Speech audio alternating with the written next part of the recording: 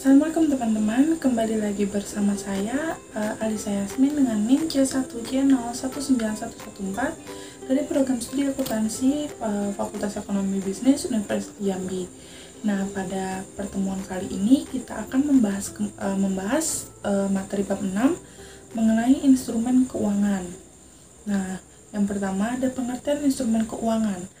Instrumen keuangan ini merupakan setiap perjanjian yang menciptakan aset keuangan dari satu entitas dan kewajiban keuntungan atau instrumen ekuitas dari entitas lainnya.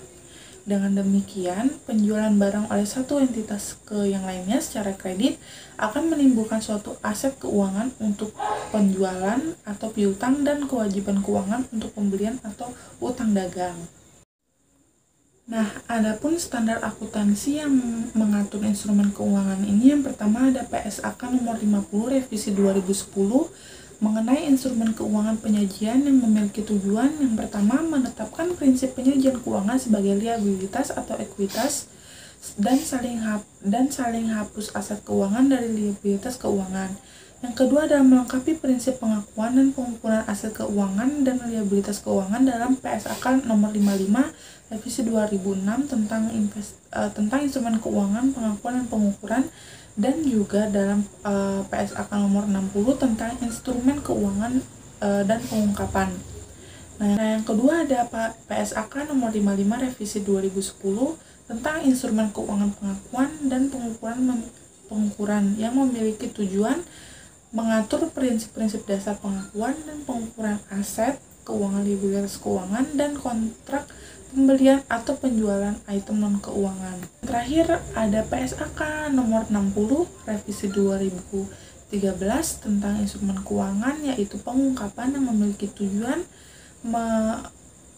mensyaratkan entitas untuk menyediakan pengungkapan dalam laporan keuangan yang memungkinkan para pengguna untuk mengevaluasi yang pertama signifikasi instrumen keuangan atas posisi dan kinerja keuangan, dan yang kedua tentang jenis dan besaran risiko yang timbul dari instrumen keuangan yang mana entitas terekspos selama periode dan pada akhir periode pelaporan, dan bagaimana entitas itu untuk mengelola risiko-risiko tersebut. Nah, selanjutnya kita masuk ke dalam jenis-jenis instrumen keuangan. Nah, instrumen keuangan ini pada umumnya memiliki dua bagian. Yang pertama, instrumen ekuitas yang merupakan setiap kontrak yang memberikan hak atas aset atau suatu entitas setelah dikurangi dengan seluruh liabilitas. Contoh dalam jenis instrumen ekuitas ini paling umum adalah saham yang biasa ada di dalam perusahaan. Yang kedua ada instrumen keuangan derivatif. Derivatif ini merupakan instrumen keuangan atau kontrak lain yang termasuk dalam ruang lingkup pernyataan dengan karakteristik. Yang pertama, nilainya berubah sebagai akibat dari perubahan variabel yang ditentukan. Yang kedua adalah tidak memerlukan investasi awal neto atau memerlukan investasi dalam jumlah yang diperlukan untuk kontrak serupa lainnya yang diharapkan akan menghasilkan dampak serupa akibat perubahan pasar. Yang ketiga ada diselesaikannya pada tanggal tertentu di masa depan. Nah, instrumen keuangan derivatif ini dikembangkan secara luas sebagai sarana untuk mengelola risiko keuangan, terutama ketika volatilitas nilai-nilai instrumen keuangan yang mendasarinya tinggi. Selanjutnya ada klasifikasi instrumen keuangan. Nah, dalam instrumen keuangan ini dapat diklasifikasikan dalam kategori berikut. Yang pertama ada aset keuangan. Aset keuangan ini juga akan dikelompokkan dalam beberapa bentuk. Yang pertama ada aset keuangan diukur dengan nilai wajar melalui laba rugi. Nah, aset keuangan diukur dengan nilai wajar melalui laba rugi ini adalah aset keuangan yang dimaksud untuk tujuan dijual atau dibeli kembali dalam waktu dekat. Bagi entitas lainnya, aset keuangan ini merupakan bentuk investasi sementara untuk memanfaatkan kelebihan likuiditas perusahaan. Menurut PSAK nomor 55 revisi 2013, aset keuangan ini diklasifikasikan jika memenuhi salah satu dari kondisi berikut. Yang pertama, diklasifikasikan dalam kelompok diperdagangkan. Yang kedua adalah pada saat pengakuannya awal telah diukur pada nilai wajar melalui laba rugi. Nah, bagian dari aset keuangan selanjutnya adalah tentang investasi yang dimiliki hingga jatuh tempo. Investasi yang dimiliki hingga jatuh tempo atau held to maturity atau HTM adalah aset non-keuangan non-derivatif dengan pembayaran tetap atau lebih yang ditentukan dari jatuh temponya setelah ditetapkan dan kemampuan untuk memiliki aset keuangan tersebut hingga jatuh tempo.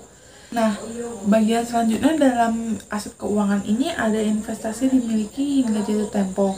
Investasi yang dimiliki hingga jatuh tempo atau held to maturity atau HTM adalah aset non-keuangan non-derivatif dengan pembayaran tetap atau telah ditentukan dari jatuh tempo yang telah ditetapkan dan kemampuan untuk memiliki aset keuangan tersebut hingga jatuh tempo. Yang ketiga ada pinjaman yang diberikan atau piutang. Pinjaman dan piutang ini adalah aset keuangan non-derivatif dengan pembayaran tetap atau dapat dipastikan yang tidak dikutip dalam pasaran aktif.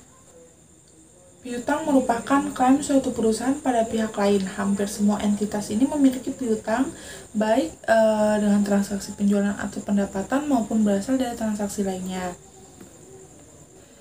Nah, bagian selanjutnya dalam aset keuangan ini ada aset keuangan tersedia untuk dijual. Nah, aset keuangan tersedia untuk dijual ini adalah aset keuangan non-derivatif yang ditetapkan sebagai tersedia untuk dijual dan tidak diklasifikasikan sebagai salah satu kategori instrumen keuangan seperti aset keuangan pada nilai wajar melalui laba rugi, investasi yang ditahan sampai jatuh tempo, atau pinjaman dan piutang.